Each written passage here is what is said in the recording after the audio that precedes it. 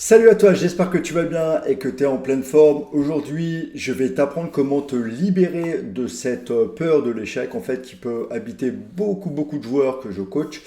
Juste avant ça, je t'invite, si ce n'est pas encore le cas, à t'abonner à cette chaîne, à mettre un petit pouce bleu, à mettre des commentaires. Je réponds aux commentaires, ça me fait vraiment plaisir d'échanger avec toi et de partager cette vidéo si tu penses qu'elle peut intéresser des gens. Allez, on est parti sur cette peur de l'échec que beaucoup de joueurs en fait peuvent rencontrer à un certain moment. Ils se donnent un bel objectif et cet objectif crée une pression en eux qui fait que derrière en fait ils ont tellement peur d'échouer qu'ils sont paralysés et qu'ils déjouent complètement aux tables, ils surjouent ou alors ils arrêtent de faire du volume ou ils font beaucoup trop de volume. Et j'ai déjà expliqué dans la vidéo sur l'erreur numéro 1 dans un bad run comment faire beaucoup de volume pour lisser la variance. Ça peut être complètement contre-productif. Donc cette peur de l'échec va créer chez eux en fait un véritable devoir de réussite. Et ce devoir de réussite va les paralyser, va créer une pression, un stress en fait qui va les faire basculer du côté en fait animal de la force. Le stress quand il est trop haut enclenche la partie limbique de ton cerveau et vient déclencher des réactions primaires de fuite, d'attaque, de sidération, hein, le fameux freeze, fly and fight, qui globalement te coupe en fait des meilleures décisions que tu peux prendre de ton jeu le plus optimal. Donc on veut à tout prix éviter de basculer dans ce mode-là, et pour ça, quelque part, en fait, certains préfèrent ne pas se mettre d'objectif, comme ça en fait ils sont sûrs de ne pas échouer. Mais le problème, c'est qu'un objectif, le véritable enjeu d'un objectif, c'est de créer une stimulation, un focus, une concentration qui va canaliser toutes tes forces dans une direction et te faire progresser. L'objectif d'un objectif, c'est pas d'être réalisé en soi, c'est de te réaliser toi sur le chemin en te donnant de l'énergie et en te canalisant. Et ces joueurs, en fait, qui ont tellement peur d'échouer, du coup, en fait, disent qu'il ne faut pas se poser d'objectifs, par exemple, qu'on ne maîtrise pas à 100%. Alors que dans la vie, on ne peut rien maîtriser à 100% par ailleurs. On peut tomber malade et pas faire notre volume, par exemple, alors qu'on croyait qu'on était 100% responsable de notre volume. Donc voilà, c'est un peu une illusion de croire qu'il y a des choses qu'on contrôle à 100%. Moi, je parle beaucoup plus de zones d'influence où on peut influencer le fait de réussir nos objectifs, peut-être même financiers ou pas, à partir du moment où ils sont bien définis, avec une difficulté perçue à 70%. J'en ai déjà parlé dans une vidéo.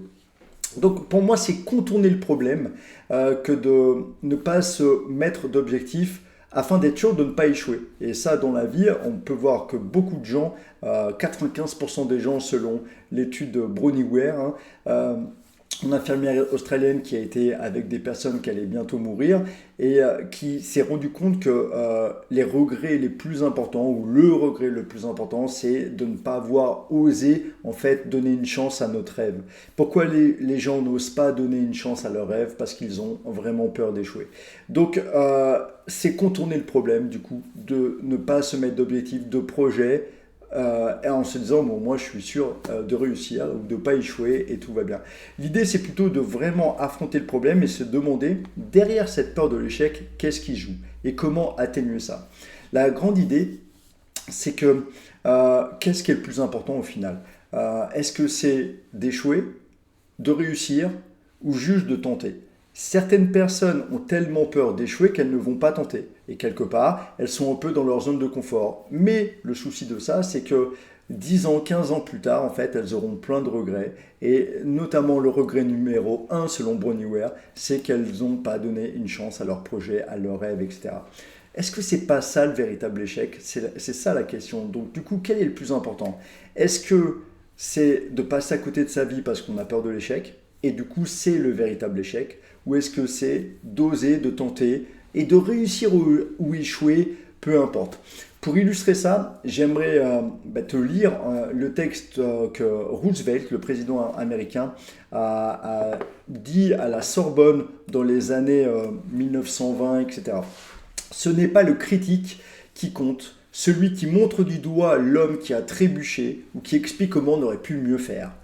Tout le mérite revient à celui qui descend vraiment dans l'arène, dont le visage est couvert de sueur, de poussière et de sang, qui lutte vaillamment, qui se trompe, qui échoue, encore et encore, car il n'y a pas d'effort sans échec, mais qui fait son maximum pour progresser, qui connaît de grands enthousiasmes, qui se consacre à une noble cause, c'est-à-dire ses rêves, ses projets, qui au mieux connaîtra in fine le triomphe de l'accomplissement et qui au pire, s'il échoue, aura osé avec audace et saura que sa place n'a jamais été parmi les âmes froides et timorées.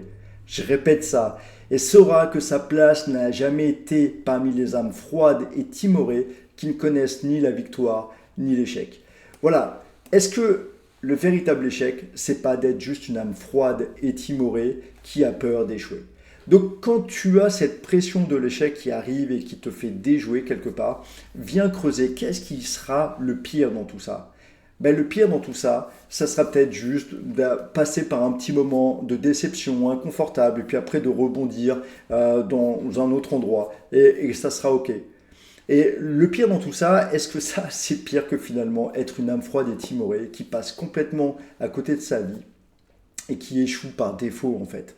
Donc quand tu mesures les deux, d'un côté, il y a un échec par défaut avec beaucoup de regrets, de l'autre côté, il y a un petit échec temporaire qui, en plus de ça, peut-être, va t'apporter des enseignements qui seront les clés qui te feront aller bien plus haut et plus loin plus tard. Ça, j'en reparlerai dans une autre vidéo, notamment de mon échec le plus gros et comment ça a été finalement le moteur de ma vie derrière et un accélérateur complet de mes résultats.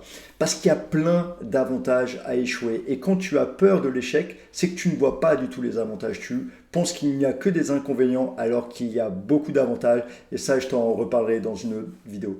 Donc voilà, pour te libérer un peu de cette pression de l'échec, garde en tête par exemple que tu pourras, si tu échoues en fait, autoriser par exemple tes enfants ou tes potes ou ta famille à échouer parce que tu leur démontreras en fait que tu peux échouer, être un peu déçu sur le moment, rebondir et puis finalement être bien malgré ton échec. Et des personnes pourraient se dire, mais comment tu fais pour être bien alors que tu as échoué? Juste tu leur démontres par ta vie que c'est complètement possible, faisable et que même peut-être ça peut être bénéfique pour la suite. Et donc tu leur donnes la permission d'échouer. Quand tu commences à réagir comme ça change beaucoup de choses. J'ai coaché tout à l'heure une personne qui avait peur d'échouer parce qu'elle aurait eu honte dans les yeux de sa famille. Je lui ai juste dit, est-ce que finalement, en creusant un peu, il s'est rendu compte que le plus important peut-être, c'était au moins d'avoir eu le courage d'avoir tenté.